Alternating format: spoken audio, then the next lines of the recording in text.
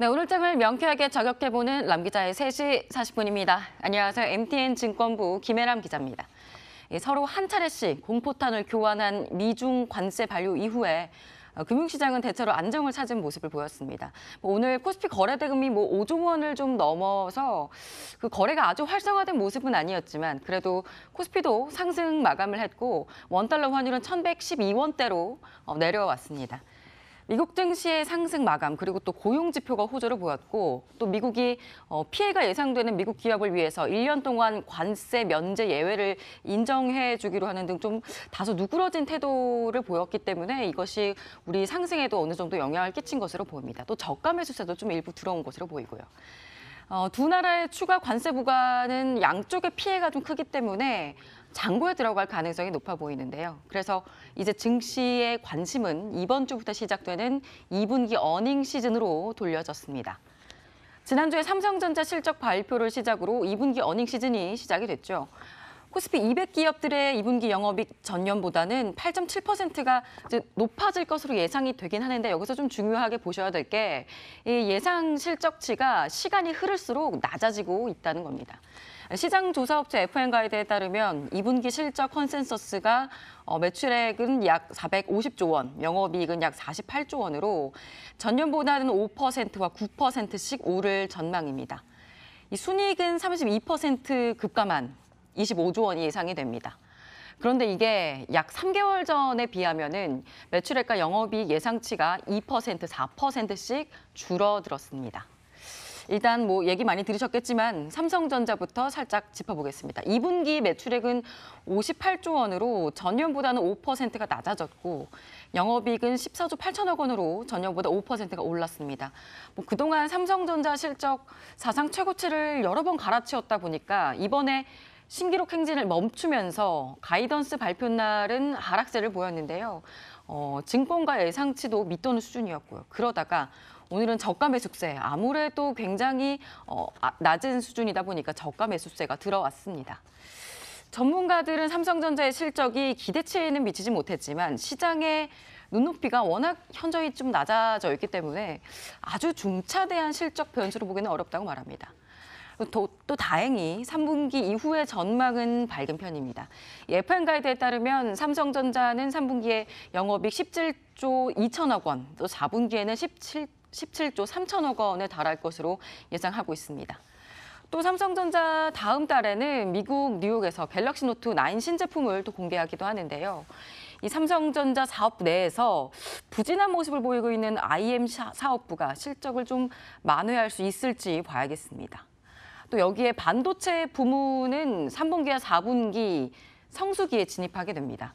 휴대폰 등 전자 완제품 회사들이 내년 신제품을 하반기부터 준비하기 시작하는데 이때 반도체가 필요하고 반도체 수요가 늘어나기 때문입니다. 삼성전자를 기점으로 기업 실적 시즌 다가왔지만 전반적으로는 아무래도 미중 무역 분쟁 이후 투자 심리가 크게 위축돼 있습니다. 또 여기에다가 올해 들어 국제유가가 크게 상승하면서 기업들의 비용 부담이 늘어나고 있는데요. 국제유가 지난해 40달러 선에서 올해 70달러까지 올랐습니다. 이렇게 되면 수입 물가가 상승하게 되고 제조업 입장에서는 원가가 늘어나는 효과로 이어지게 됩니다. 김재현 NH투자증권 연구원은 6월 들어서 유가 상승세가 멈추긴 했지만 원달러 환율이 크게 상승하면 6월 수입 물가 지수도 상승할 가능성이 높다면서 이제 원달러 환율의 변수까지 이야기를 했습니다. 지금은 원달러 환율 상승세 좀 한풀 꺾이긴 했는데요. 증권가에서 이야기를 들어보면 실적을 계산할 때 원달러 환율 기준 일반적으로 1,050원대에 맞춰서 계산을 하는데 현재 1,110원대가 넘었기 때문에 이것을 적용을 해서 실적을 계산하게 되면 비용이 좀 늘어날 수 있다는 겁니다. 증권가에서는 증시 모멘텀이 없는 상황에서 실적 호전주를 찾아야 된다고 조언을 하는데요. 아무래도 삼성전자 실적 단기 노이즈가 어느 정도 있으니까 반도체 이외 업종에서 기회를 좀 찾아보아야 할 것 같습니다. 지금 기업이익이 이전의 고점 수준에 있고 또 그런데 올해 실적이 더 오를 수 있는 업종을 증권가에서 찾아봤는데요. NH투자증권에 따르면 화장품이나 호텔, 식료품, 은행, 미디어, 바이오가 여기에 해당된다고 조언을 했습니다. NH투자증권은 이 업종들의 올해 영업이익이 지난해보다는 두 자릿수 이상 증가율을 기록할 것이고 또 바이오를 좀 제외한다면 하반기로 갈수록 증가할 모멘텀이 두드러질 것이라고 분석을 했습니다. 반면에 디스플레이나 유틸리티, 조선, IT, 하드웨어 같은 헬스케어, 자동차 이렇게 좀 대부분 수출 관련주들은 사실 실적 전망이 아주 좋지는 않습니다. 수출 업종의 경우 2분기 원화 약세가 도움이 어느 정도 될 수 있지만 또 무역 분쟁에 따른 실적 악화가 우려되는 상황입니다. 이익 성장이 예상되는 호텔이나 레저, 화장품 등 경기 필수 소비재 섹터에 대해서는 옥석거리기가 좀 필요한데요. 특히 오늘 보셨으면 알겠지만 오늘 호텔 신라가 사상 최대 분기 실적이 전망되는데도 불구하고 10%대 하락세를 보였습니다. 여기에 대해서 증권가에서는 외국계 증권사인 시티증권에서 오늘 셀리포트가 나오면서 외국계 증권사를 중심으로 매도 물량이 쏟아졌는데 국내사 뷰와 달리 해당 증권사에서 리스크 요인을 크게 잡으면서 셀리포트를 쓴 것으로 본다. 하지만 본인들은 영업이익 추정치는 좀 더 올라갈 것으로 보고 있어서 여기에 대해서 좀 노이즈가 있는 것 같습니다.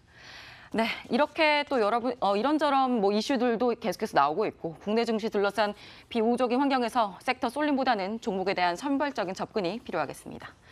네, 그럼 이번에는 실적 시즌에 눈여겨봐야 할 내일장 핫플레이어 보시겠습니다. SK머티리얼즈, 일동홀딩스, 우정바이오, LG이노텍, 삼진작 이렇게 5개 종목을 꼽았습니다. 월요일인 오늘은 유진투자증권 분당지점 한민혁 부지점장 연결돼 있습니다. 네, 안녕하세요. 예, 안녕하십니까. 네, SK머티리얼즈 내일장 핫플레이어로 꼽은 이유는 어떤 건가요? 예, 내일장에서 SK머티를 좀 관심 있게 보시면 좋을 것 같습니다. 최근에 주가 상승 나오면서 단기 이평선대 돌파가 좀 나오면서 기술적으로 좀 안정된 모습 나타나고 있고요. SK머티리얼즈 같은 경우는 NF3, 3브라질수에 대한 특수가스 쪽에 대한 매출 증가가 좀 나타날 걸 보고 있습니다. 올해 1분기 같은 경우는 주요 원재료, 무수불산 가격의 급등세가 좀 나타났지만은 불산 생산업체의 가동률 상승으로 인해서 가격이 좀 안정세를 좀 나타나고 있습니다. 그렇기 때문에 2분기를 기점으로 하반기로 갈수록 이익 모멘텀이 부각될 가능성이 상당히 높습니다. 원재료 가격 인하에 따른 마진 개선 효과를 좀 기대하셔도 좋을 것 같습니다. 그리고 SK머티리얼즈 자회사들에 대한 실적 모멘텀이 좀 부각될 가능성이 높습니다. SK 에어가스 같은 경우는 매출 증가세가 좀 나타나고 있고요. 역시 SK 하이닉스 쪽에 대한 공급하는 이러한 업체들 같은 경우는 이익 모멘텀이 하반기로 갈수록 강화될 가능성이 높습니다. 그리고 하반기로 갈수록 NF3에 대한 출하량 증가, 그다음에 삼성전자를 비롯한 주 고객사에 대한 신규 반도체 라인 가동률 상승으로 주 원재료인 특수가스에 대한 매출 증가가 실적으로 긍정적으로 이어질 가능성이 높기 때문에 SK머티리얼즈 내일장에서 관심 있게 보시면 좋을 것 같고요. 매수가는 시초가, 목표가는 20만 원, 손절가는 16만 4천 원으로 대응하시면 좋을 것 같습니다. 이상 유진투자증권 분당지점 한민혁 부지점장이었습니다. 네, 오늘 말씀 감사합니다. 예, 감사합니다. 네, 지금까지 남 기자의 속 시원한 3시 40분이었습니다.